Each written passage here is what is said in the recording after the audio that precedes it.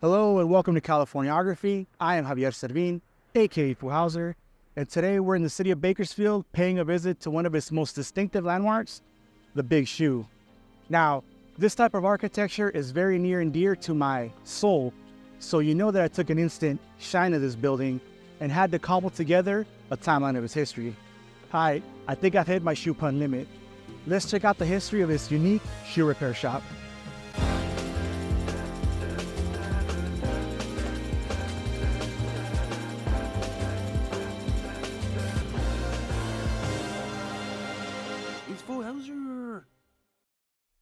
Before we get into the history of the Big Shoe, we have to talk a little bit about the architectural style that it belongs to and why it's one of my favorites.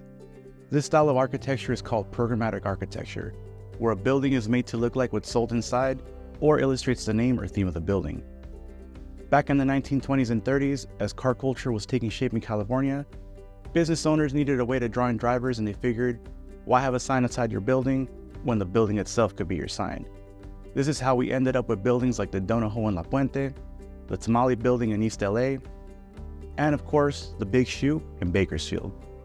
The Big Shoe building was built in 1947 by Chester Deschwanden, who had been a cobbler from a very young age and had several shoe repair businesses, one near his hometown of Grass Valley, California, another in Taft, California, before settling in Bakersfield and opening a shop at 1037 Chester Avenue, across the street from the present-day location of the Big Shoe. At some point, he got the idea to design and build a giant shoe on the property adjacent to his house, and spent nights and weekends building his vision using lath and plaster, finishing the new Deschwanden shoe repair shop in 1947.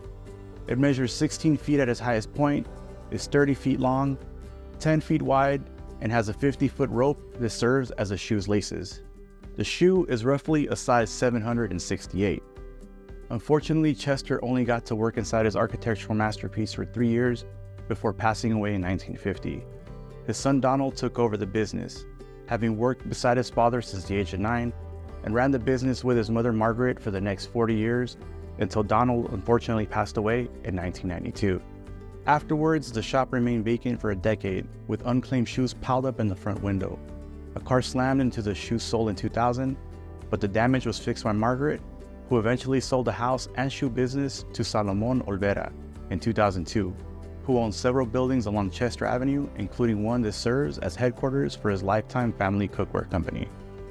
Salomon had several offers to rent the Big Shoe building and turn it into another business, including a bail bondsman office, a snack shop, and a cell phone store, but he always felt that the building should remain a shoe repair shop.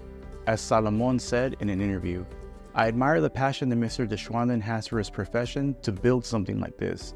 I know Mrs. Deschwanden wanted the shoe to stay in the business as a shoe repair. I understand. I have a passion to sell cookware and he had a passion to repair shoes. I don't have the heart to change it to something else. I like to make money, but I like to honor people's passions too." Fortunately, he found Felipe Torres, a lifelong cobbler from León, Guanajuato, the hub of Mexico shoe manufacturing, who rented the building, which came with all the shoe repair machinery that Felipe could ever need. Felipe also changed the name of the shop from the Deschwandens to what else? The Big Shoe Repair Shop, and has worked there for over 20 years. He's joked that the only shoe that he can't repair is the one that he works in, which unfortunately did need some repairs recently after another car crashed into the shop in February 2023. Felipe feared that he would have to close the building for an extended time, but fortunately the building was repaired and is back in business.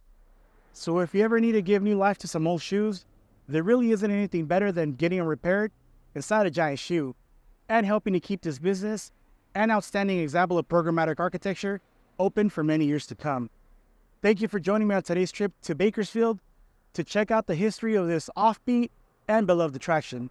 Please make sure to like and subscribe. I would really appreciate it. Until next time, when we, because remember, it's you and me, continue to explore the history that could be found in this great big backyard of ours called Californian. All right, see you soon.